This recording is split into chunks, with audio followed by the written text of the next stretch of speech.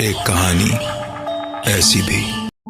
35 साल तक इस मुर्दाघर की चौकीदारी करने के बाद चाचा रिटायर हुए, लेकिन उसके 3 साल बाद तक भी चाचा का कोई रिप्लेसमेंट नहीं मिला। बहुत मुश्किल के बाद एक लड़का मिला, नाम दिलीप, जो तैयार हुआ इस मुर्दाघर की चौकीदारी करने के लिए। जॉब हैंडओवर करते वक्त चाचा ने उससे कहा कि यहां जो दिखाई और सुनाई देता है वो सच नहीं है। अंदर से कई तरह की आवाजें सुनाई दे सकती है, पर तुम बस अपना काम करते जाना और इनकी तरफ ध्यान बिल्कुल मत देना।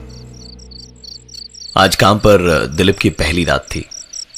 रात करीबन 2 बजे तक वो जाग रहा था और उसके बाद उसे नींद आने लगी। आधी नींद में उसने एक आवाज सुनी। आंख खुली तो चारों तरफ सन्नाटा था। आधी नींद में उसने वो आवाज सुनी थी, इसलिए अपना वहम मानकर वो वापस सोने की कोशिश कर ही रहा था कि वो आवाज दोबारा उसने सुनी। आवाज मुर्दाघर के अंदर से आई थी। हिम्मत कर उसने मुर्दाघर का दरवाजा खोला। अंदर एसी चल रहा था, पूरा माहौल शांत था। दबे कदमों से वो अंदर की ओर बढ़ रहा था कि तभी उसकी नजर एक खुले ड्रॉर पर पड़ी। आगे बढ़कर देखा तो ड्रॉर में एक लाश पड़ी थी। पहले तो वो डर गया, लेकिन फिर उसे लगा कि मुर्दाघर में तो लाशें ही होंगी, सो इसमें घबराने की कोई बात नहीं। उसने ड्रॉर बंद किया और मुर्दे घर का दरवाजा बंद करके बाहर बैठा ही था कि उसके फोन पर एक आवाज हुई। देखा तो फोन में बैटरी नहीं के बराबर ही थी। उसने अपने बैग से चार्जर निकाला और सीधा मॉर्ग के अंदर घुस गया, क्योंकि चार्जिंग पॉइंट सिर्फ वहीं था। दिलीप अपने फोन को चार्ज पर लगाकर दरवाजे की तरफ आगे बढ़ ही रहा था कि चार्ज पर लगा उसका फोन अचानक से बज उठा।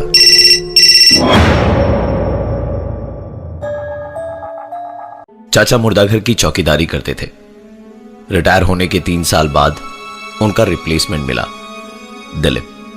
पहली ही रात दिलीप को एक आवाज सुनाई दी मुर्दाघर के अंदर से। अंदर गया तो लाश की एक ड्रॉर खुली पड़ी थी। उसे बंद किया और अपने फोन को चार्ज पर जैसे ही लगाया कि उसके फोन की घंटी ने मुर्दाघर की शांति को तोड़ दिया। फोन उठाया तो दूसरी तरफ से आवाज आई, एक कंबल दे देना। और उसके बाद फोन डिस्कनेक्ट हो गया। दिलीप ने जब उस नंबर पर फोन किया तो उसे अपनी आंखों और कानों पर यकीन नहीं हो रहा था, क्योंकि वो मुर्दाघर के अंदर रखे हुए लैंडफोन का नंबर था। और सोचने वाली बात यह है कि उस समय उसके अलावा अगल बगल और कोई नहीं था। वो तुरंत दरवाजे के बाहर भागा और दरवाजा बंद करते वक्त न जाने उसे क्या सूझी कि उसने अपनी कंबल मॉर्ग के अंदर फेंक दी। पूरी रात इसके बाद और कोई घटना नहीं घटी। सुबह जब उसने दरवाजा खोला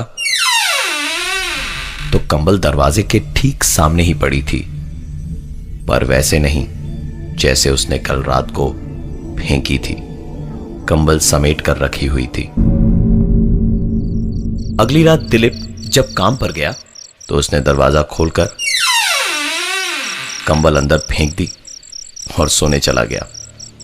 यह उसका डेली का रूटीन बन गया था। यहां काम करते हुए उसे करीबन 2 महीने हो गए थे।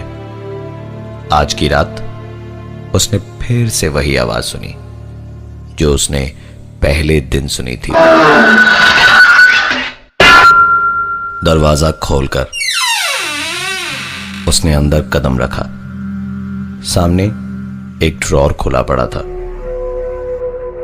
उसने ड्रॉर को बंद किया और बंद करते वक्त उसने गौर से सुना तो ठीक उसके पीछे से उसे एक आवाज सुनाई दे रही थी।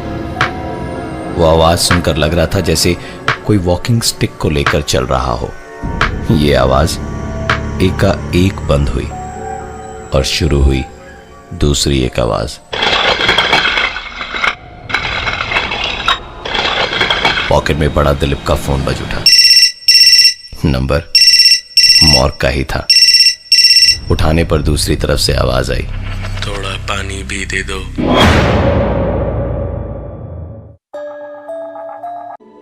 चाचा के रिटायरमेंट के बाद मुर्दे घर की चौकीदारी की जिम्मेदारी दिलीप को मिली। चाचा ने जॉब हैंडओवर करते वक्त कहा था कि यहां जो सुनाई और दिखाई देता है वो सच नहीं है।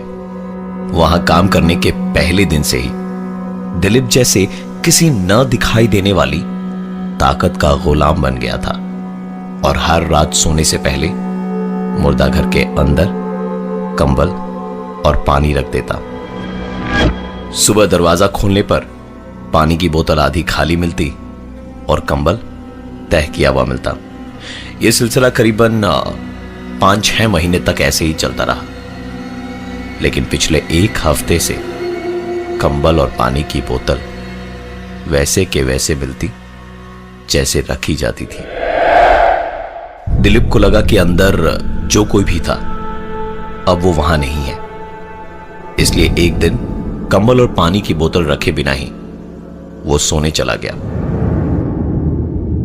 सुबह आंख खुली तो देखा मोबाइल पर 15 मिस्ड कॉल्स पड़े थे उसके घर से। कॉल बैक किया तो बीवी ने रोते रोते बताया कि बच्चे की तबीयत कल रात से बहुत खराब है। दिलीप दौड़ा दौड़ा घर गया तो बच्चे की हालत वाकई में बहुत ज्यादा खराब थी। वो कमरे में अपने बेटे के बगल में बैठा ही था कि उसने किचन से आती हुई एक जानी पहचानी आवाज सुनी।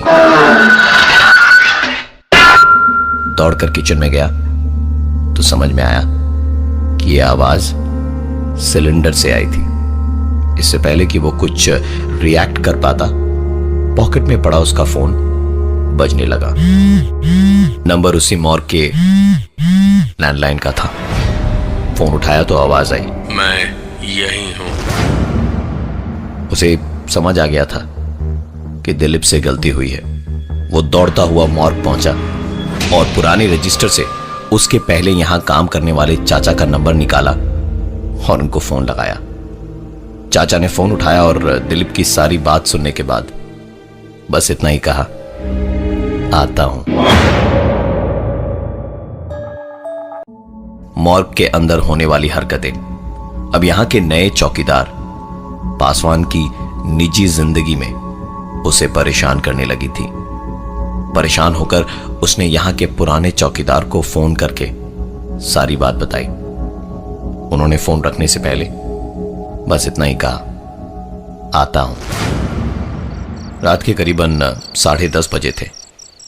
चाचा और दिलीप दोनों मॉर्ग के बाहर बैठे ही थे कि एक आवाज आई। दिलीप इस आवाज को सुन जैसे ही खड़ा हुआ, चाचा ने उसका हाथ पकड़कर उसे बैठने का इशारा किया। करीबन 15 मिनट बाद वो आवाज एक बार फिर से आई। चाचा ने कहा, तुम बैठो, मैं देख कर आता हूं। चाचा को अंदर गए 20 मिनट हो गए पर वो बाहर नहीं आए।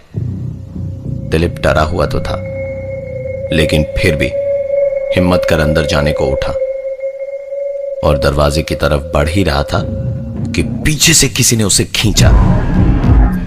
पलट कर देखा तो चाचा थे, जो उस पर चिल्ला रहे थे कि अंदर क्यों जा रहे हो। पासवान ने कहा, आप तो अंदर गए थे ना, फिर बाहर कैसे? सुनकर चाचा बोले, मैंने तुमसे कहा था ना कि यहां जो दिखाई और सुनाई देता है वो सच नहीं है। चुपचाप बैठो यहां मेरे साथ। चाचा और दिलीप बैठकर बातचीत कर ही रहे थे कि मॉर्ग के अंदर से एक आवाज आई। चाचा ने कहा, तुम बैठो, मैं अंदर जाकर देखता हूं। चाचा को अंदर गए 20-25 मिनट हो गए थे। दिलीप से अब रहा नहीं गया। वो हिम्मत करके अंदर चला गया कि जो भी होगा देखा जाएगा। अंदर गया तो एक ड्रॉर खुला पड़ा था। पास जाकर देखा तो उसमें चाचा की ही लाश थी, कंबल ओढ़े हुए। चाचा की लाश को देखते हुए दिलीप को सिर्फ एक ही बात याद आ रही थी कि यहां जो भी दिखाई और सुनाई देता है वो सच नहीं है, वो सब झूठ है। जो भी दिखाई दे सुनाई दे सब झूठ है। जो भी दिखाई दे सुनाई दे सब झूठ है। जो भी दिखाई दे सुनाई दे सब झूठ है। जो भी दिखाई दे सुनाई दे सब झूठ, जो भी दिखाई दे सुनाई दे सब झूठ। जैसे जैसे दिलीप इस चीज पर यकीन कर रहा था कि जो भी उसे दिखाई दे रहा है वो सच नहीं है, वैसे वैसे वो लाश अपना रंग बदल रही थी। पीछे उसे एक आवाज सुनाई दे रही थी और सामने वो चाचा की नहीं, अपनी ही लाश को उस ड्रॉर में देख पा रहा था। और धीरे धीरे वो आवाज इतनी जोर पकड़ रही थी कि दिलीप उसे ठीक अपने कानों के पास सुन पा रहा था। दिलीप की लाश अगले दिन सुबह मॉर्ग में मिली। चाचा आज भी अपना रिप्लेसमेंट खोज रहे हैं। और ये थी आज की एक कहानी। ऐसी भी वैकेंसी है, आप काम करना चाहेंगे?